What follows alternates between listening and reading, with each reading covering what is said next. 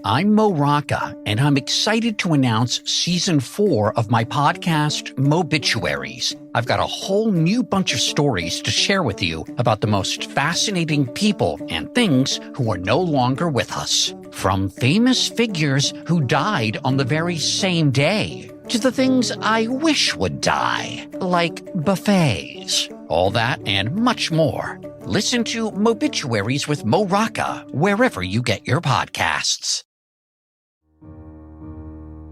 Inspired by the life of the savvy and ambitious Colombian businesswoman Griselda Blanco comes a new Netflix original limited series. Griselda tells the story of a devoted mother who, with her lethal blend of charm and relentless savagery, creates one of the most powerful cartels in history. Witness Sofia Vergara's captivating transformation into the godmother of the underworld. Griselda, now streaming only on Netflix. Burn again, burn again, burn again, ABCs. Welcome to the Bare Naked ABCs, where we cover every Bare Naked Ladies song from 7 to Y. I like to think that Bare Naked Ladies is a very progressive band, especially when it comes to their causes, so I would dare to say that they wave the rainbow flag.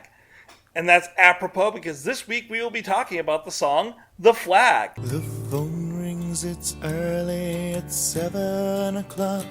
He says, sorry I woke you, but I just had to talk. And with me this week, I have Aaron. Hello. And we have a special guest. We do not have Michelle this week, but we do have a special guest. We have Tyler Boudreau from the Fantastic Mr. Fox podcast. Yeah, Fantastic Mr. Fox Minute. It's movie by minute format. I do want to say regarding the rainbow flag, I've only seen this in a video because I never saw the band while they were touring with Steve, but I saw they would always have a moment in their concerts where Steve and Ed would kiss. Yes. Well, there you go. And point proven. Granted that was played for laughs in the early 2000s, so I don't know how accepting it was supposed to be, but you know, they're playing it loose. They're comfortable in their masculinity. The fact that they feel comfortable. How unaccepting can you be if you do that? Exactly. Regardless of whether or not it's for humor or not. All right, but continue. Sorry. No, that's okay. Good aside there. So Aaron, this song was sung and written by Stephen Page. I gathered that. On what album? Well, I have to tell you, Tracy, unfortunately, when you sent me the link for the song, it popped right up with the thumbnail for the Gordon album cover. However, if I'm being completely honest, and I usually am, you usually are. Yeah. This would have given me some trouble, I think, because this is not similar to much else that I have heard from Gordon. This is a hard song to place. I mean, it's just, it's a little more somber, it's a little more folksy. I mean, I guess of their albums, Gordon is one of the more folksy ones. It would have been on one of the first three, though. Yeah. Certainly I had it obviously early being out. Like, that was clear. But I wasn't sure, there's a little bit of I was hearing in there. So, maybe you should drive. I don't know. But, yes. I kill for a late Maybe You Should Drive. Oh, my God, yeah. That'd be great. B-side of Maybe You Should Drive. Ooh, so good. Chef's kiss. Yeah. But yeah, so, I think I would have had a little trouble with it. But certainly, yes, I pegged it to the early years. And we know that it's from Gordon. This is the song that everyone says, like, this is the black sheep song of the rest of the album. Not that it's a bad song, but in that it stands out. If by black sheep you mean fantastic, yeah, yes. I love this song. I personally am a big fan of Black Sheep and The Underdog, but this is the song that stands out. It is quite different from the rest of the material that I've heard from it thus far. I mean, they're your acoustic songs, but there are also songs that are very unique on the album. Like "I Love You" is also very unique. Yeah. Yes, true that. So you want to break it down? Let's break it down. Go ahead and give it to me. All right. You asked for this. Break down. Go ahead, give it to me. Break down.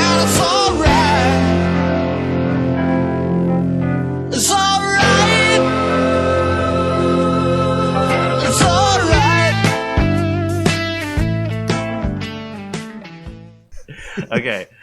So the flag was recorded at approximately 143 beats per minute. It does tend to rush and drag. It's interesting. You can kind of feel the excitement in the performers at certain parts where they have kind of crescendos and they sort of speed up a little bit along with the crescendo, and then they kind of take it down a little bit and they also slow down just a little bit. It's not much. Barely perceptible, I think, unless you're like me sitting there trying to tap out the tempo and match it and getting frustrated that you can't get a precise read on it. But around 143, I think it starts close to like 140, then it speeds up to like 145, then it slows back down to like 143. It settles in somewhere in the 142, 143, 144 range for most of the song. It is in 12/8, which is one of my favorite time signatures. That's what I was going to say. Mm-hmm. It is in the key of D minor, which is one of my favorite keys. As the great Nigel Tufnell once said, D minor, that one of the saddest keys of all time. Or I think he said it's the saddest of all keys. And it has some very beautiful and somber strings, which I'm going to guess that's an upright bass being played with a bow. And yes! Some very dark subject matter. So needless to say, I absolutely adore this song. It's pretty folksy. The chord progressions are simple but unusual. They're simple, but they're not common. Not exactly common. It's not like 1-4-5, right? So you've got the intro, which is D minor to A minor over D, so it's inverted, and then E minor over D. So you keep that D kind of going in the bass. You keep feeling it. It's really pressing it, saying, "Hey, this is a D minor." It's really announcing you are supposed to be crying right now. Why aren't you weeping yet? So that it's basically a 1-5-2, 1-5-2, 1-5-2 for the intro. Then we go into the verse, D minor, G, F, C, which is 1-4-3, 1-4-3-7. Then the chorus, you should know that by now, D minor over C, G, F, C, D minor. We get 1-4-3-7-1. And we get a nice little loop there. Going back to, we're still in the D, so we go back into the intro, and of course we bounce again, back to the verse, chorus, verse, chorus. Then we have this bridge/outro, which we have a key change in. And it's a very pronounced... bridge to nowhere! It's a bridge to somewhere in this case. It's a bridge to escape from an abusive relationship. But...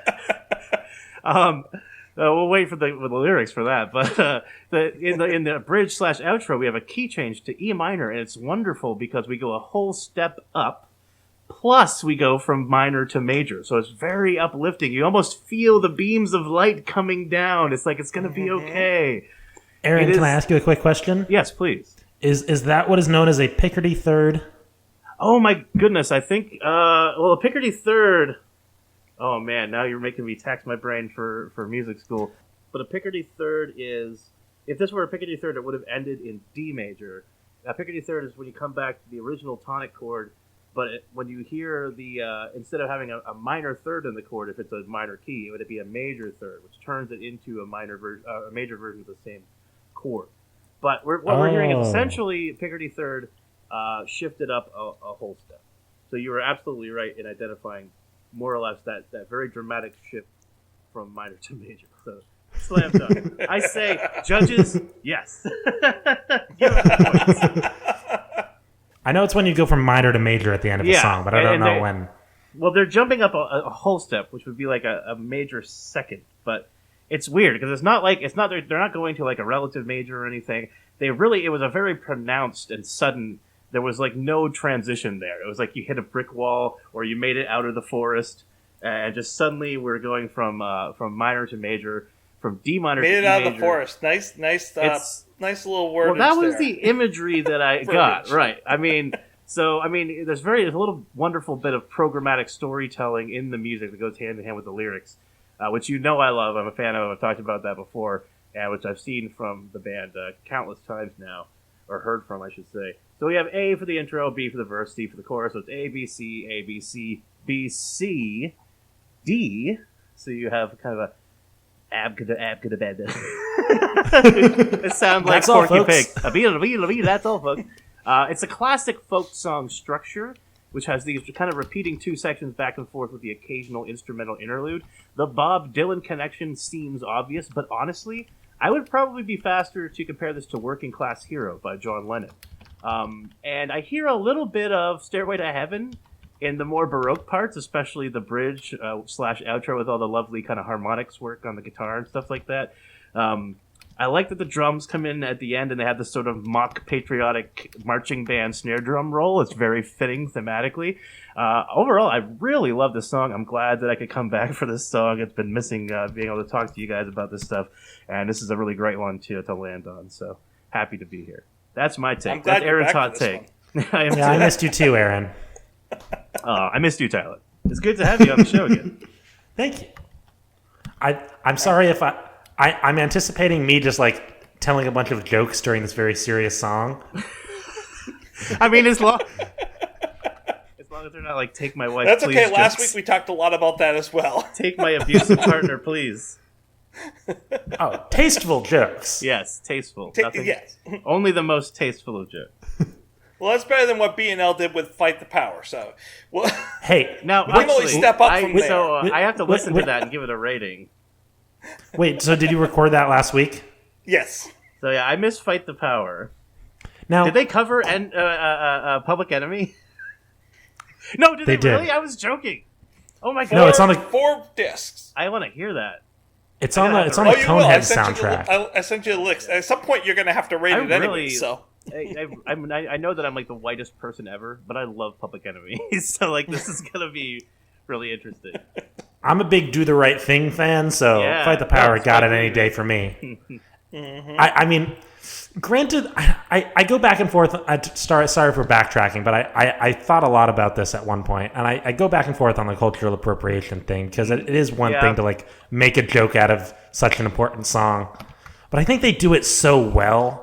And I think there's an earnestness to it. There's a clear. Well, I haven't heard the song yet, so I guess I can't weigh in on this. But my guess from knowing B&O like I do, I would assume they have a clear respect for the artistry, and I would assume that there's got to be an amount of serious enthusiasm and legitimate like admiration for that band, because I love that band. I love Public Enemy, so I can imagine they do too.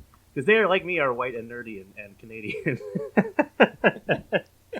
Hey, we said we were not going to do the Weird Al references today. that's right. It's unavoidable, man. I'm going to get us back on track to talking about The Flag, which is a very serious song. Yeah, serious. Oh, it's an extreme. This is, I would dare say, their most serious song. Dare. All their other songs Blazing Saddles prior reference? to this, Yes, or it even was. following this. Sorry, it's like herding cats, isn't it, Tracy? This way, no, but You can't get Tyler and me in a virtual room together and not expect us to geek out like that. you just broke the fourth wall. Now people don't realize that we're all in one room together. Oh my god, I'm the Deadpool of the Bare Naked ABCs. No, that would be Bobby. Bobby is totally Deadpool. I don't know what Bobby is. Come back, Bobby. We miss you. We miss you, Bobby. Yeah, we really. All right, Everyone Tracy, misses Deadpool. Yeah. Tracy, what were you saying Back about on the song? This is kind of apropos. This song is the most serious of, I would say, all the Bare Naked Ladies songs out there. We're sitting here making a lot of jokes, but it really is. Like, before songs and after this is, I would easily say, their most serious song. Thus, my lighting for tonight was chosen. People can't see it, but I am encased in darkness today with just a little bit of light to make up the computer. Tracy to is make like it fit. You're like high school / early college years me. Hello, darkness, my old friend. Nobody understands me. I am surrounded by darkness. This is the creep of the podcast. I am the creep of the podcast anyways, but this is the song creep of the podcast. Now we're going to Radiohead. If you really want to get No, let's let's topic, veer away please from mention Radiohead. Radiohead to me. I'll just Hey, isn't there a Lonely Island track called The Creep? The Creep? Do the Creep? Yeah. But Wait, this can is I a counter very argument? serious subject. Well, I'll pull us back and I'll let us go away in a minute again. But this is a very serious subject. It's about so the song, for those who don't realize. Oh, actually, you know what? Stop right there. Let's play the first verse. Like that'll pretty much sum it up right there. Well, exactly. No, last night, remember when I tried to choke you? I didn't mean it, I was drunk, it was only a joke. You. But before we do that, I want to make sure that we point out one of the most interesting choices that they make on this song, other than this is almost all Jim. Like the only thing you really can mostly hear guitar. for the most of the song is Jim. One of the interesting choices that they make with this song, though, is they have Andy playing Suitcase. That's his instrument for and this we're song. back to Weird Al. Exactly. We're going from accordion case to suitcase. A pretty close call there. So that's the thumping you're hearing. But it's an interesting choice to make. That's the thumping you're hearing. Is the suitcase? Yes. Interesting. Yeah, I don't even know what you're talking about. I don't even remember that. So there's like very, very light percussion throughout the song. It's almost like a heartbeat. And I will try to find a Yeah. point of it here and cut it in right here. That's cool. That's cool. I like that. I see. That's the kind of musical innovation that I love. That kind of. There are bands I know that have like thrown a snare drum down the stairs and recorded it following and used it as a sample. Like, I'm not advocating the destruction of musical instruments, okay, but I just love. In this song, it those would have been kind of apropos. ideas. It would have. and it's the sort of folksy thing that you would see like True. classic folk musician True. doing. Yeah. But interesting, like it's that thing again. Like, okay, so we have this relationship that we're going to get to in a few minutes. Using a suitcase in this song is once again extremely programmatic. Hit the road, Jack. Hit the road, Jack. Don't you come back no more. And I don't think that was accidental. They do this stuff on No, purpose. they are so. They are the Stanley Kubrick of eclectic, nerdy folk rock, jazz, fusion influenced weird music. I think you just perfectly described BNL. For once, we got it. Okay, we're done. Our job here is done. Pack up the suitcase. Oh. Before we move on to lyrics, the other thing I want to really point out is the beautiful harmonies at the end I love of those the harmonies. song. Yeah. Yeah. Where they're just, I'll post them in here.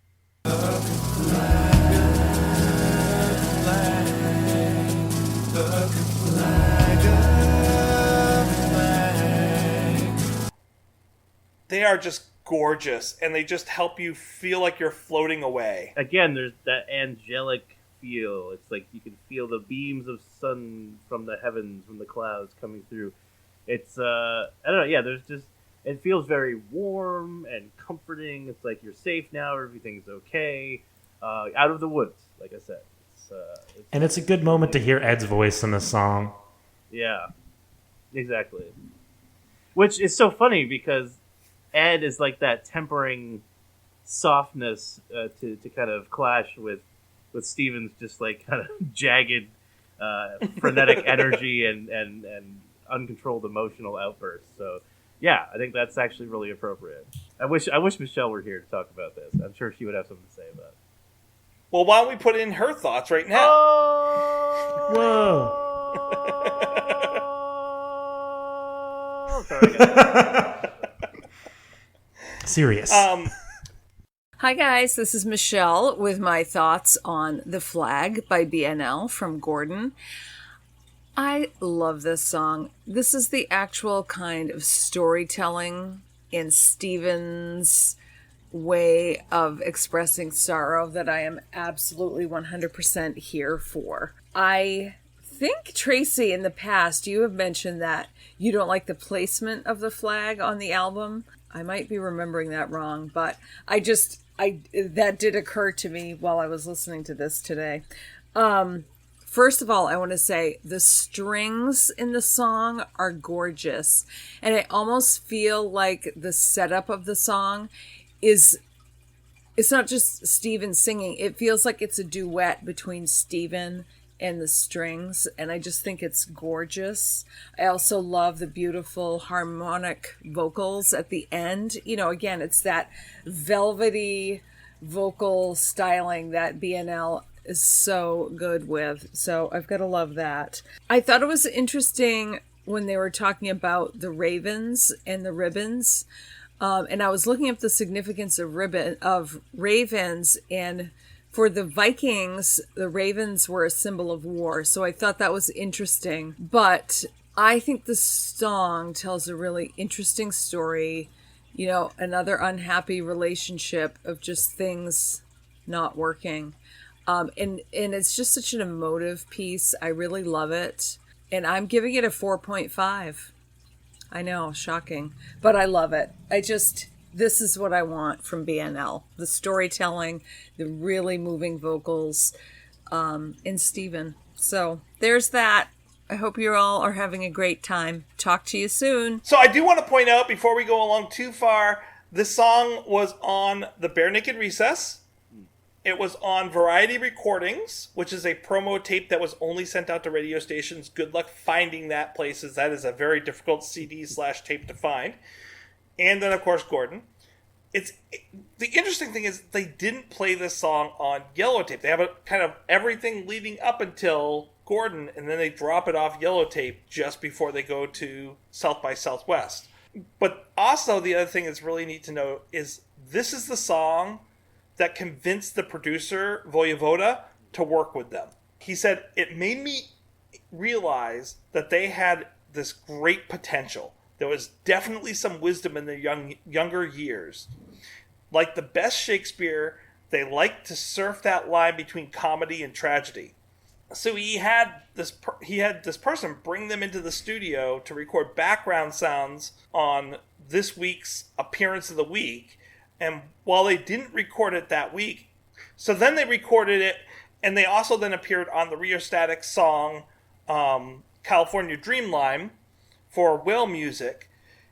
And they're a band that became very important to them. Also, they had Kevin Hearn in common. He came in later on with the Rheostatics and then came over to join them later on. This is also where the band met Neil Peart, who was also making an appearance on the Rheostatics album. Voyevoda knew that BNL was it, because while this was their idol, Neil Peart was their idol. And even though they were kind of faced up with their idol and trying to play along next to their idol, they were totally unfazed by it, and as he said, had a tone of respectful admiration toward an accomplished peer. So he's like, those two things in coming in to record with him completely bought his admiration, and so it was out of this song that Gordon even happens. That's a really good story. Yeah, I definitely appreciate the idea of like Bare Naked Ladies as like the duality between serious and comedic, because so often people will talk about Bare Naked Ladies and the discourse is always like, oh, they're just kind of like a joke band. And you try to be like, no, they're actually really good and really talented, and some of their songs aren't just jokes.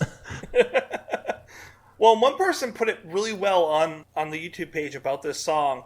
They had a friend of theirs that they thought BNL was really stupid. And so they sent this song to that friend, and he's like, that is beautiful, and it just made him completely reconsider his whole stance on the band. Well, it's interesting. Again, I wish that Michelle were here, because this is where I want to bring up another postcard. Because I can enjoy. I rated another postcard higher than anyone else on this podcast, and I am notoriously not generous with my ratings. I can enjoy another postcard for what it is.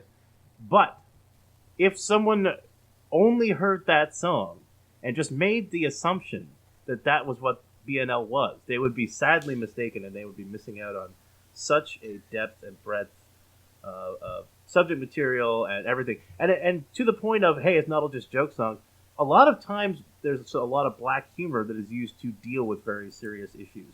So it's not just one or the other. It's like there's a serious topic that is raised in a somewhat humorous way. And that's how a lot of us deal with that kind of stuff. And I think hearing people do that is somewhat motivating. Sorry, go ahead, Tyler. Isn't Pinch Me like about depression? Yeah, exactly.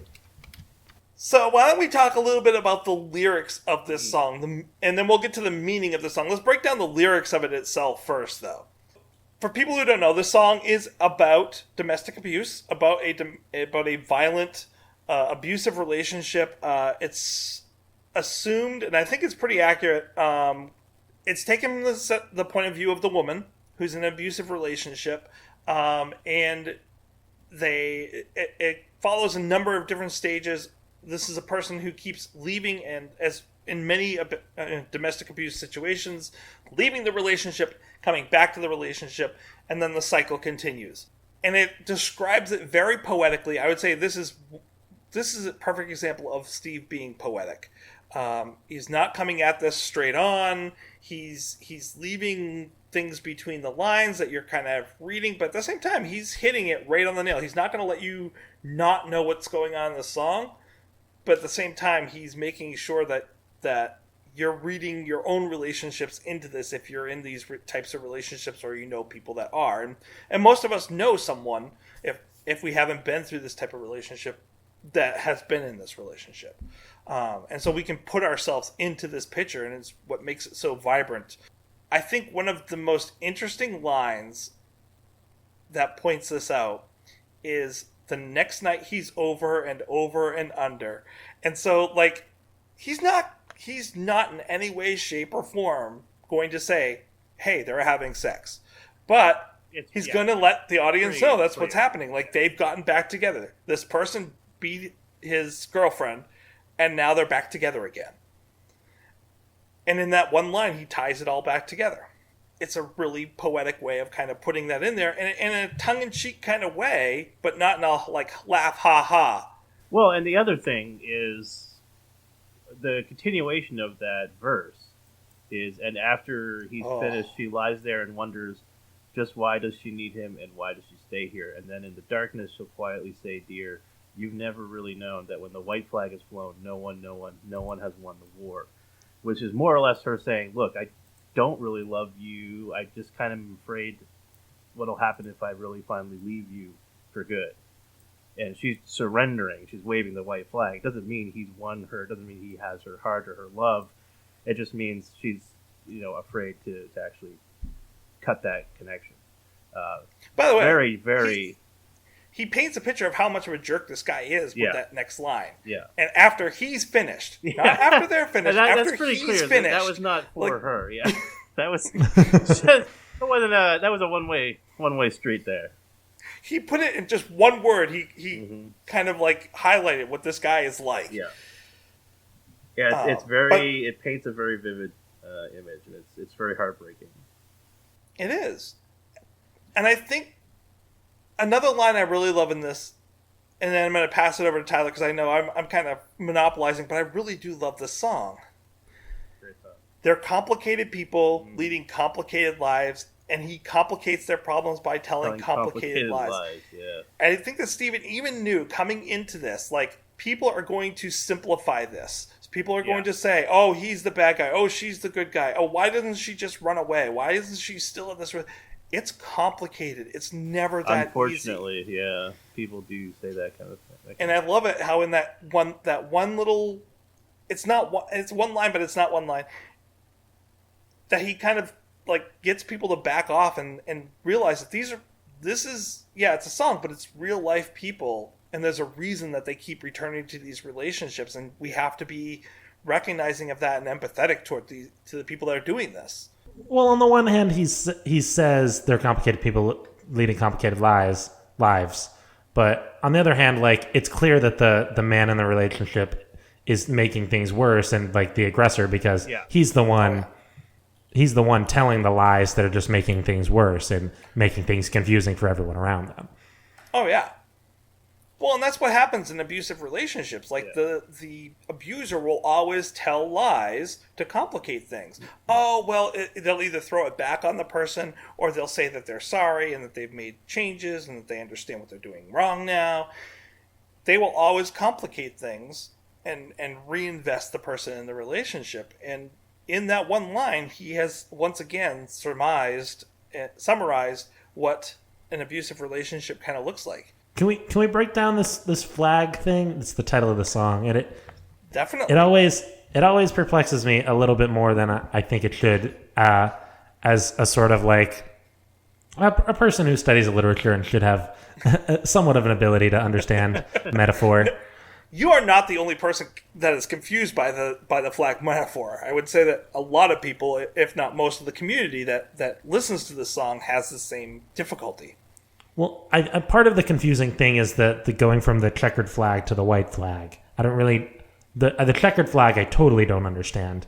The white flag and the no one has won the war, that kind of makes sense, as Aaron says. Like, when someone gives up, that doesn't mean the other person is necessarily won. That just means that one person has given up. Yes. And I think that's kind of an interesting image. And it's very poetic, the use of the figurative language. But I don't really know what the checkered flag is. And we get the checkered flag. There's 3 verses. The checkered flag is the first verse, and then the white flag is the second 2. Well, so the checkered flag, obviously, they have in like car racing, so Formula One or stock car racing or whatever. The checkered flag is what comes down when the final lap has been crossed and the first car across the finish line. They win because they cross the checkered flag.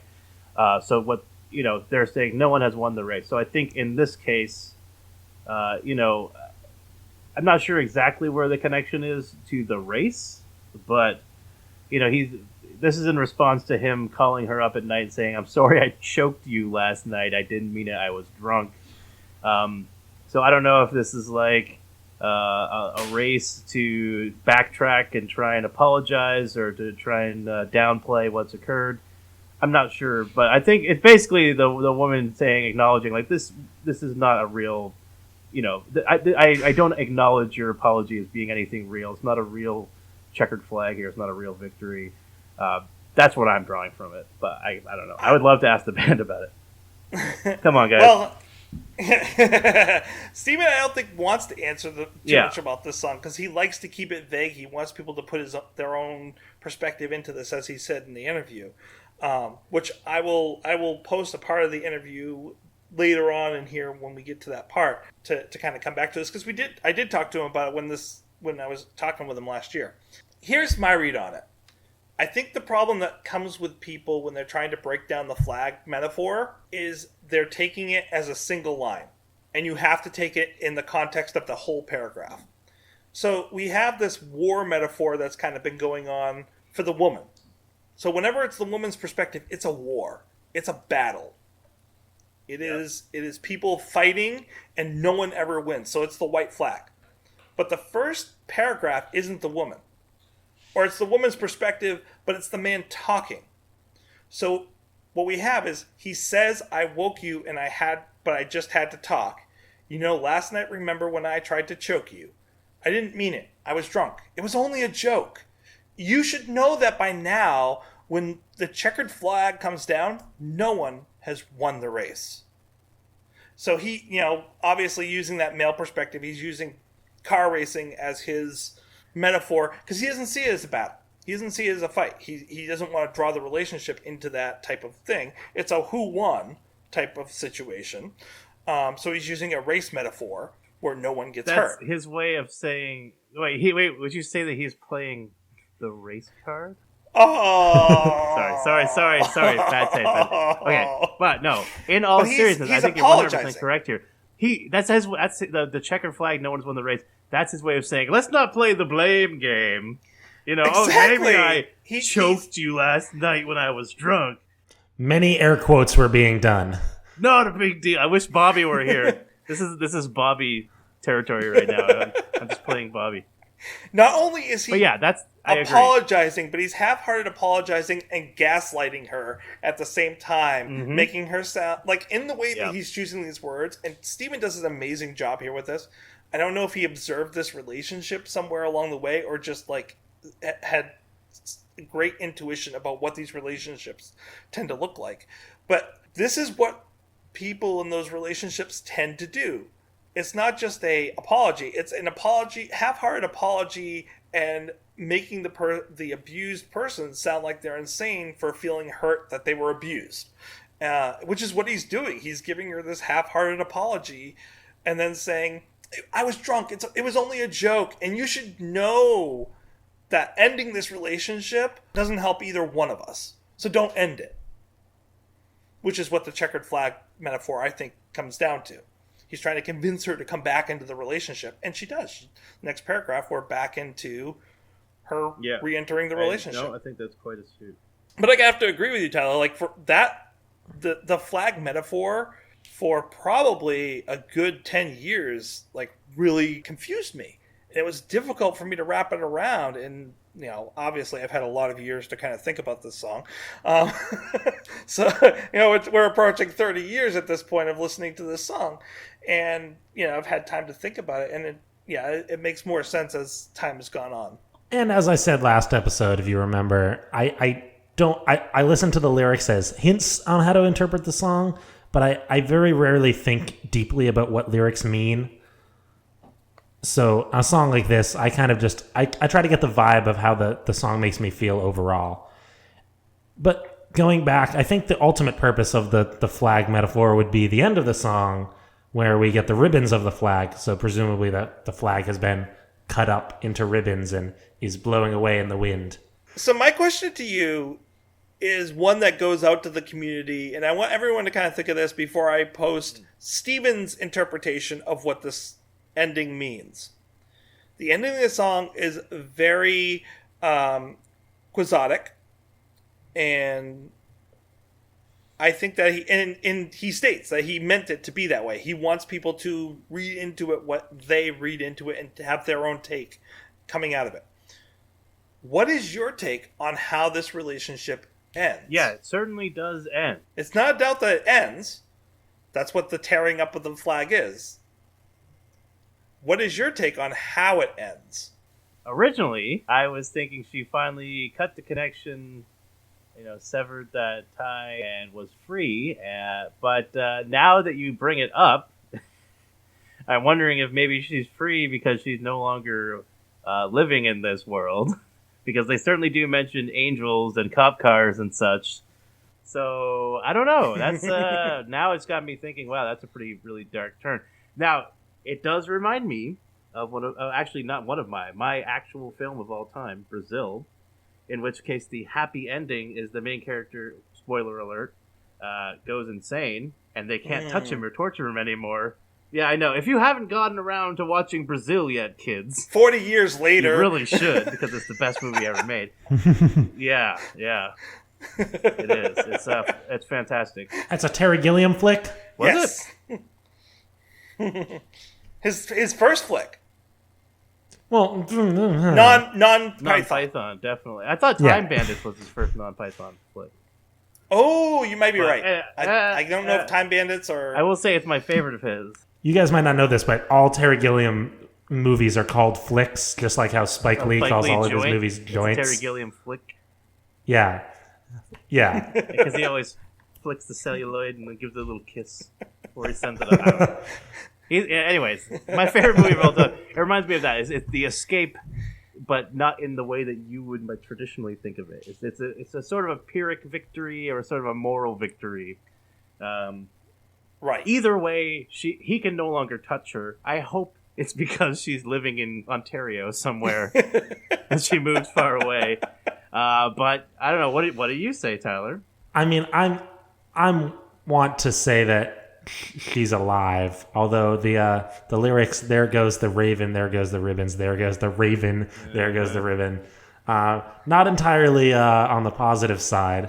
Well, sometimes you just see a raven flying by. It's not a bad omen. Yeah, So I was going to say, let's break down what these represent. Like ravens in most past cultures, said, right? Ravens are totally good news.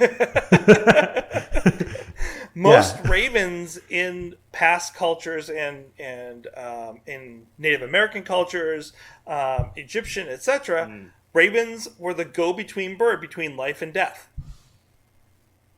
Or the crows, if you're a god. The crow. But yeah, no, blackbirds. And if you're a Game of Thrones fans, usually the news that the raven brings is not good news. So there's that as well. Now I just want a Game of Thrones scene. Now I'm talking myself out of a happy ending here. Thanks a lot, guys. I want a Game of Thrones scene where someone gets a great news from a raven. Oh, hey, look at that. I've won the lottery. It'll be an O. Henry thing. You have the raven coming in. Everyone sees Hodor wins the lottery and retires. Hodor's like, Hodor. Chuck's brand just walks off. I'm going to buy myself a castle. No, it's interesting. Because bluebirds are associated with freedom Partridges are associated with freedom. Doves are peace. So it's interesting. Like, so we have the angel, which represents divine. We have the steeple, which represents humanity. So we have the eagle, which represents soaring and usually freedom. So is she free from the relationship, or is she free from the relationship because she's no longer with us? Does he kill her? It's, I would say, deliberately open-ended. And that was Steven's. So I'm going to post in Steven's response to my question about what the end of the song really means right here. Going back really quickly to Gordon, on The Flag, one of the most serious and somber songs of the album, which I interpret to be about an abusive relationship. Yeah. Correct me if I'm wrong. No, that's right. Did the woman or even the man in the song die at the end? And can you tell us more about the symbolism? So you have the forest, bluebird, steeple, etc. She's escaping. She's gotten on the train and she's leaving. So, whatever the flag, the white flag of surrender to this guy, the checkered flag, or it all gets shredded because it's gone. She's leaving that behind. So to me, it was always considered, I imagine it to be sort of, that she's leaving with her future unknown, but hopeful. That's a much more hopeful take than the other take that people have said online. That's how I imagine it, at least. But it's certainly supposed to be, it is definitely impressionistic. It's not definitive. And that's the kind of thing where sometimes I worry about giving away my intent, because I like it when people get something else out of it, and that's how they hear it. That I want that to be my gift to them, not my gospel truth. Well, would you like me to cut that last question out then? Oh no, it's fine. I don't mind if you know. I'm just telling you that it is a hard thing to decide whether or not to answer those kinds of things. Oh yeah.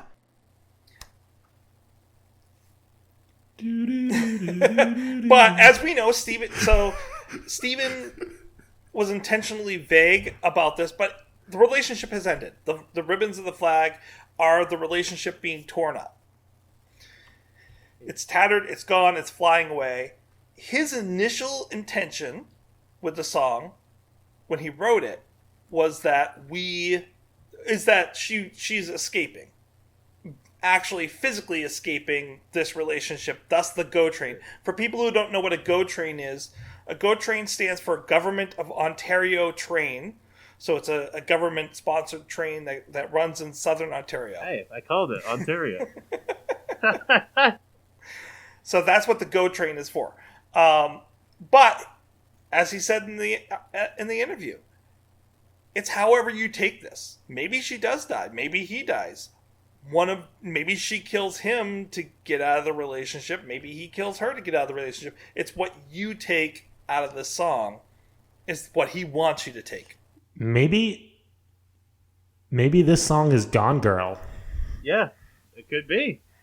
That's a hot take right there. Tyler's hot take.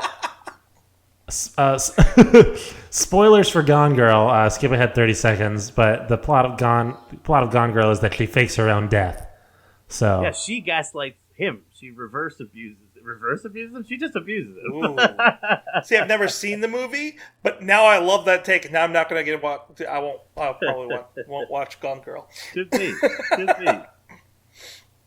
That's interesting. I like that. That's an interesting. If you ever want to see Neil Patrick Harris get murdered, sorry, an additional spoiler. I do.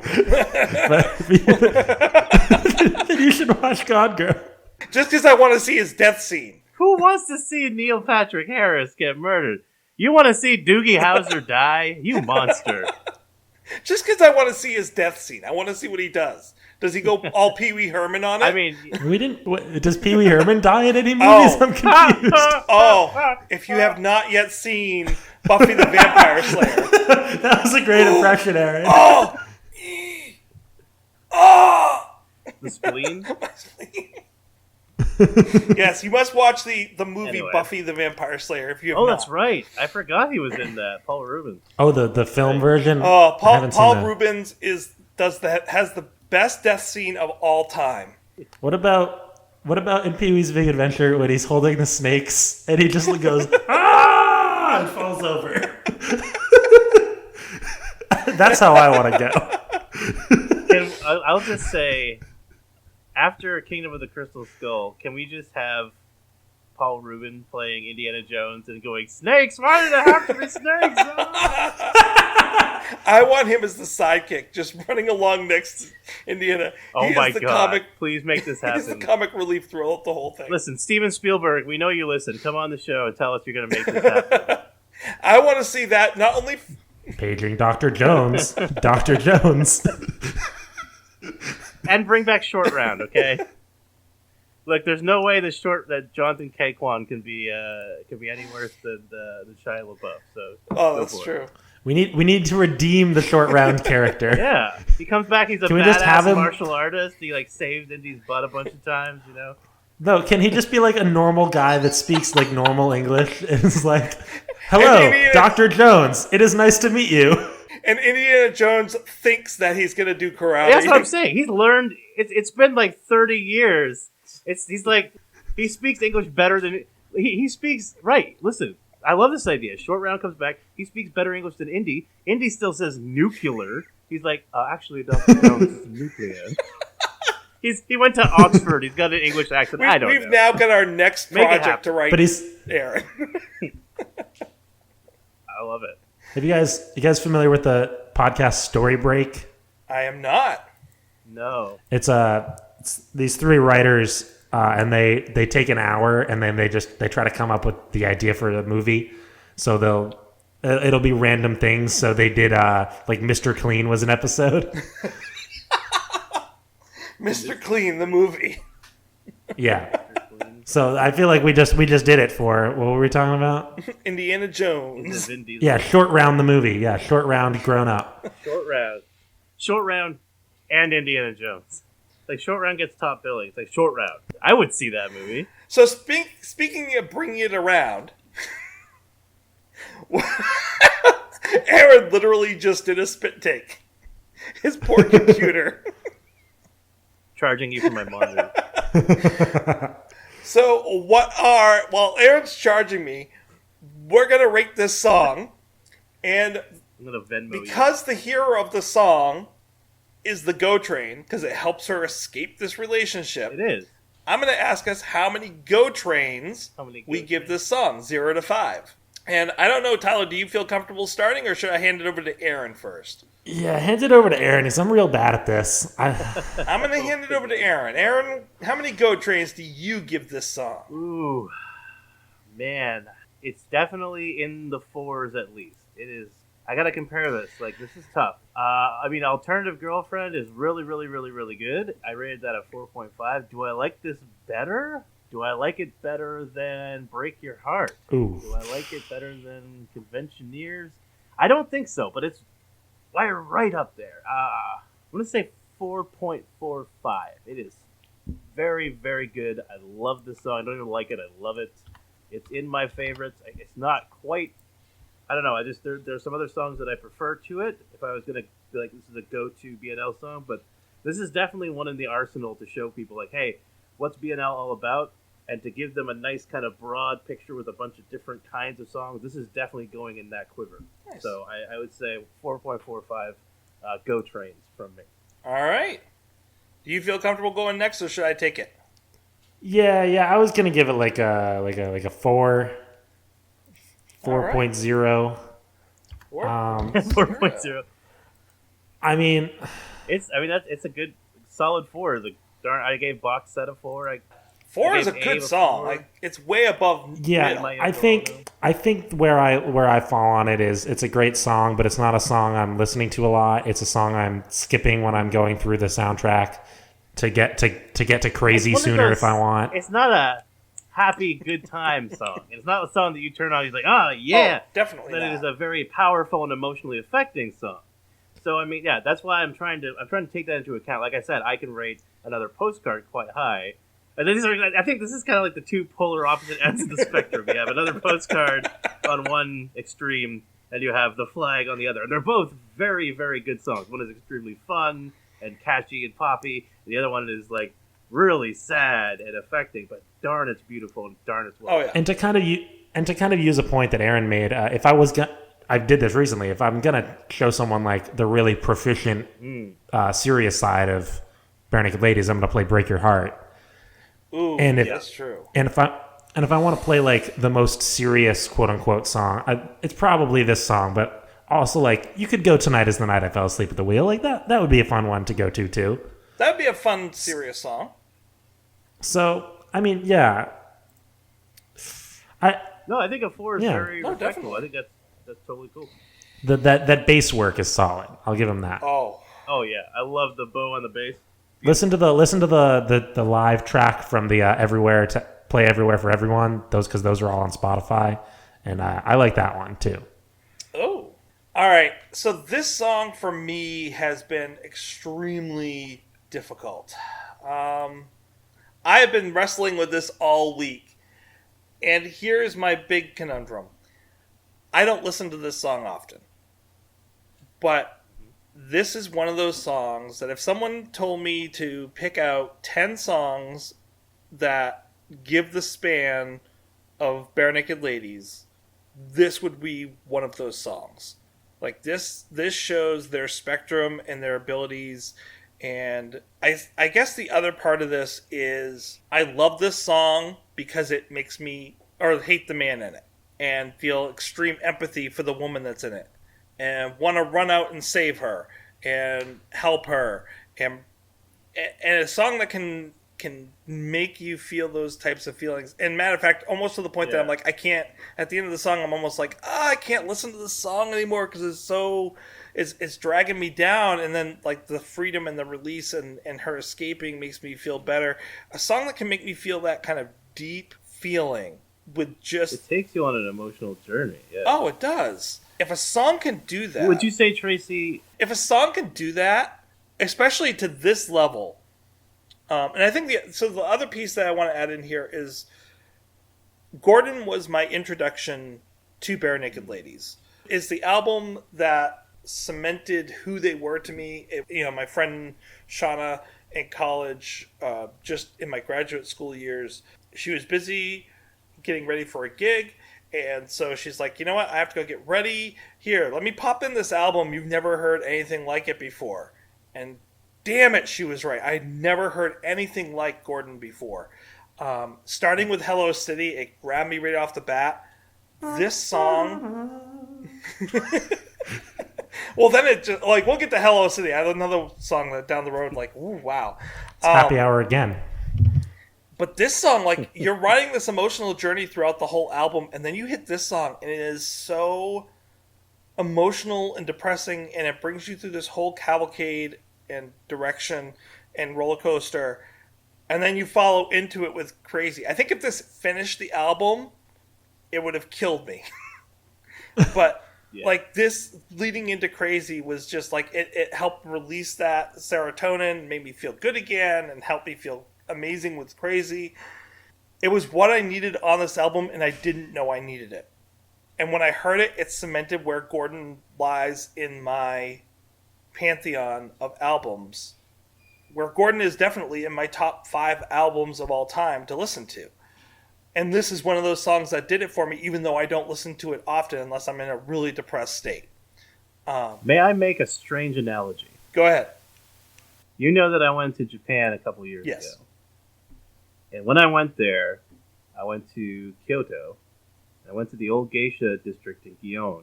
Went to a traditional house of Maiko and Geiko.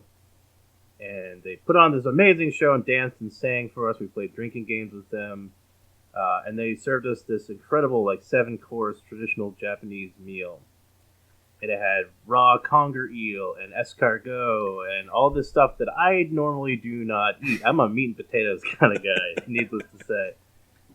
And here's the thing. It's not like since then I've been like, oh man, I gotta get some conger eel.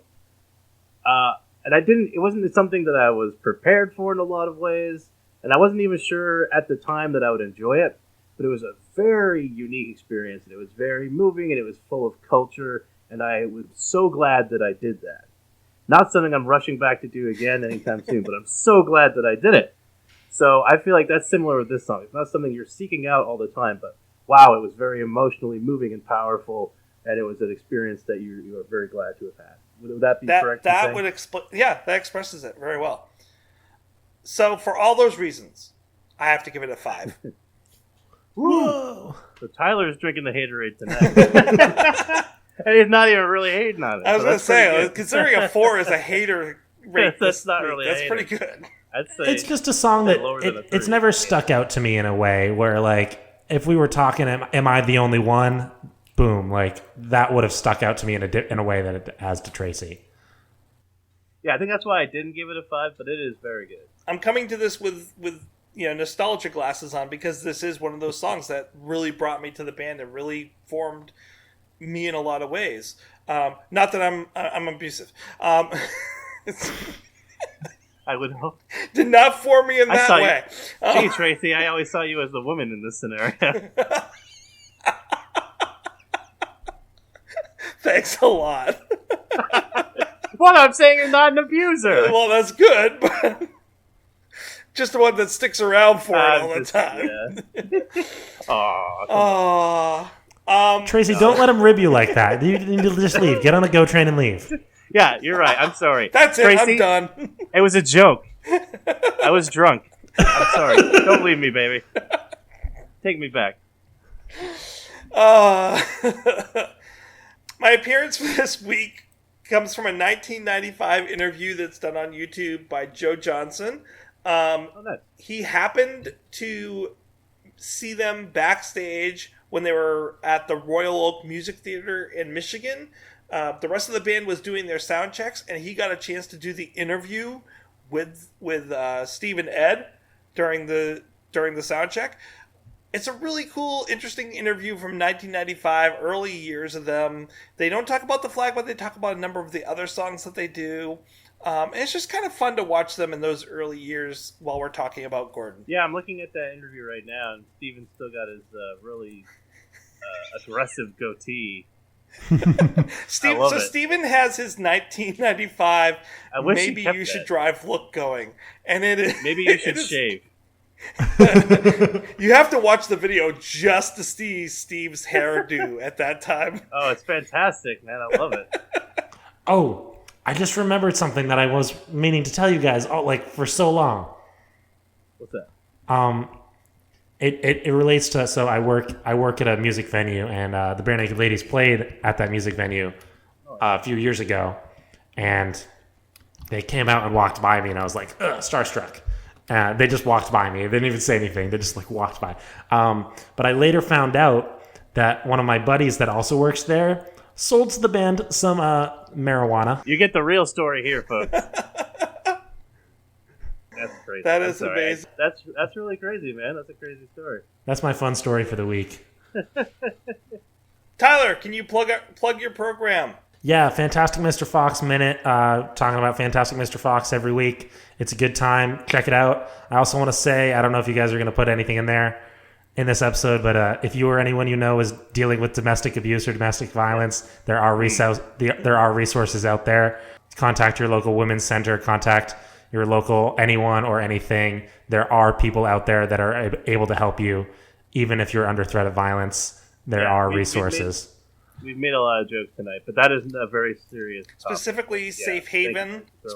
Safe Haven is one of those places that does that. They do have a domestic abuse hotline, 1-800-621-HOPE, 1-800-621-4673.